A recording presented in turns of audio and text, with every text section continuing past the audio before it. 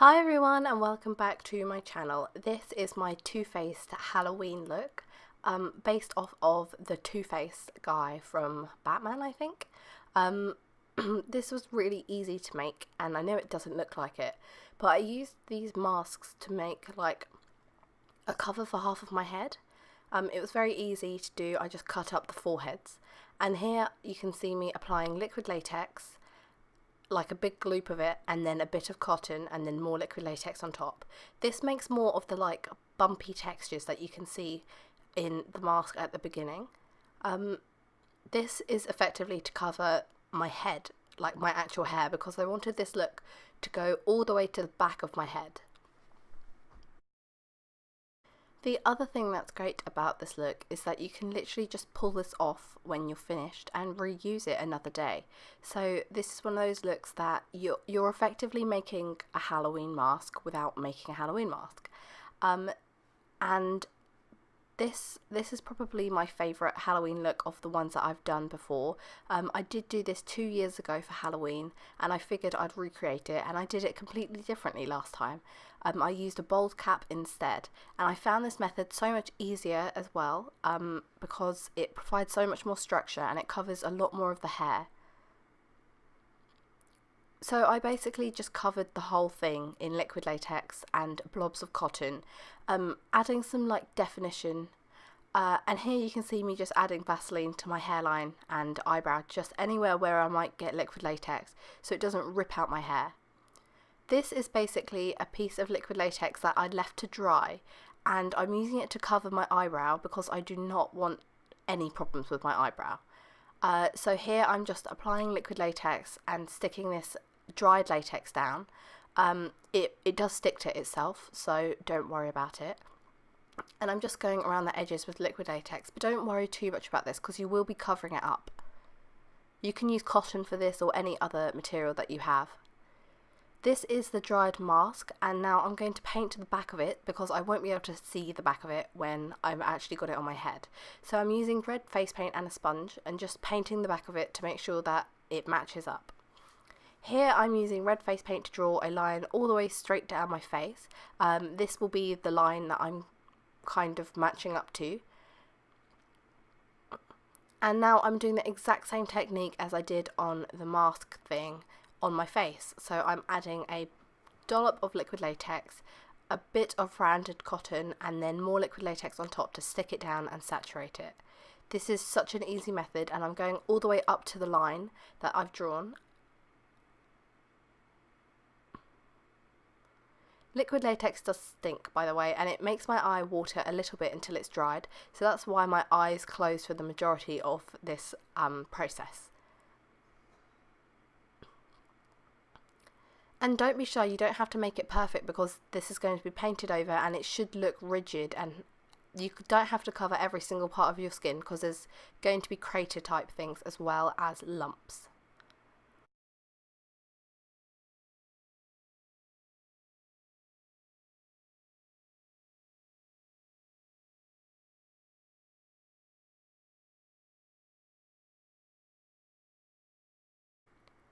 Now here you can see me doing the exact same technique on the patch I put over my eyebrow. This is just going to make that disappear basically and look like I'd just done the latex over my brow, but I really do not want my eyebrows to be ripped out, so I thought that this was the best idea to cover them.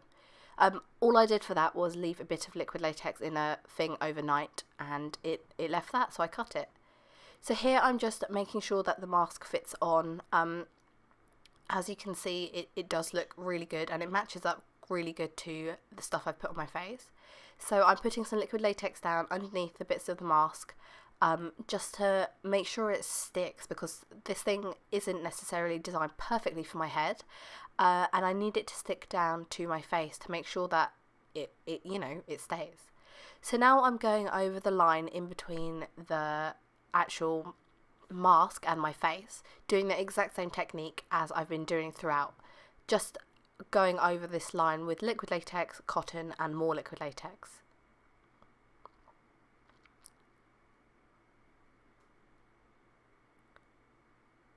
And as you can see, the look's really starting to come together, and you really can't see the difference between the mask and the face. Here I noticed that there was a gap between my ear and the mask, so I've just used a bit more paper mache and just looped that in. That was really easy to do, and I'm just doing the same like technique on there to make it look like it's not actually there.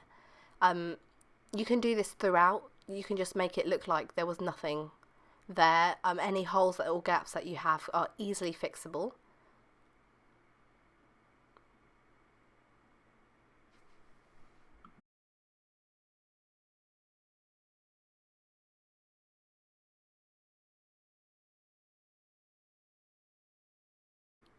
And here I'm just going round down my neck to try and join everything up. You can also get someone to help you do the back of your head or down your neck if you prefer, if this is more of like a party kind of look or you're going somewhere specifically. Now I'm just painting the whole thing red. The same red that I used on the back is just a red face paint. And don't worry about any gaps or craters that are showing that are like a lighter colour, because we will be going over this to add a bit more definition with black. Please don't forget your ears in this process. It's really silly to have red everywhere and then skin coloured ears. I have done that in the past and then remembered last minute.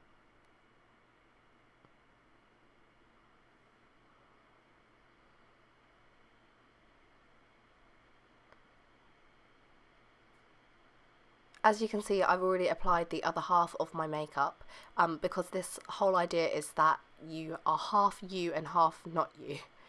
I'm now using a smaller detail brush to kind of like fill in any bigger gaps that I couldn't really get with the sponge, and also go around my eye, as I don't really want to use the sponge for that process. Also, don't be afraid to put the face paint on your lips. It's absolutely safe for your lips.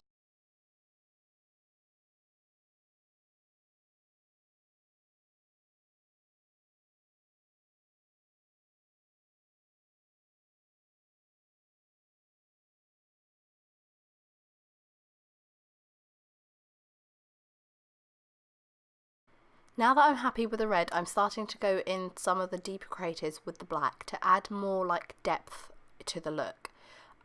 This whole idea is that it's kind of like a burnt side of my face rather than just a ripped off side.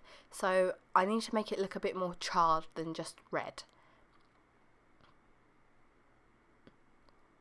Be sure to apply this all over the mask. I didn't have anyone to help me, so I couldn't really do the back, but of course, if you do have someone who can help, do that, or just do it before you put the mask on like I should have. I'm now using black on the sponge to kind of brush over that to make them look less painted on, as well as to just darken up the look.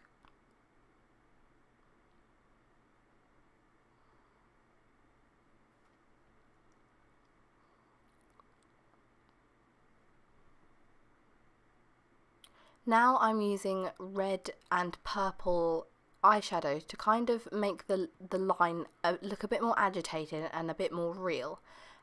This is just to paint on the glam side of my face and to show that there is cohesion between the two sides.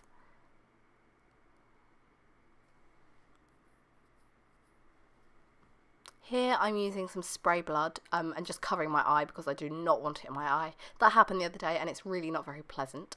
This kind of just makes it look a bit more bloody, obviously. And now I'm making my classic clotted blood, which I've done for most of my looks, of just cheap blood and cotton. And this creates like lumps of dark blood that I'm putting all over the face.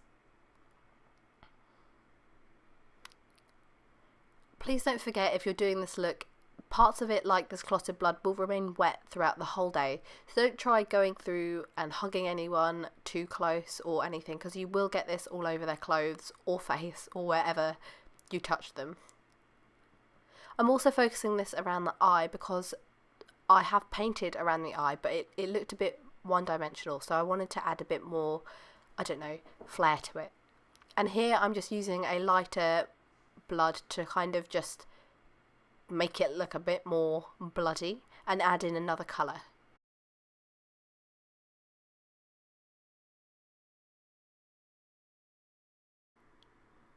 And there you have it, the finished look. I really hope you guys enjoyed this as much as I did filming it, and I will see you tomorrow in my next one. Thank you so much for watching. Bye everyone.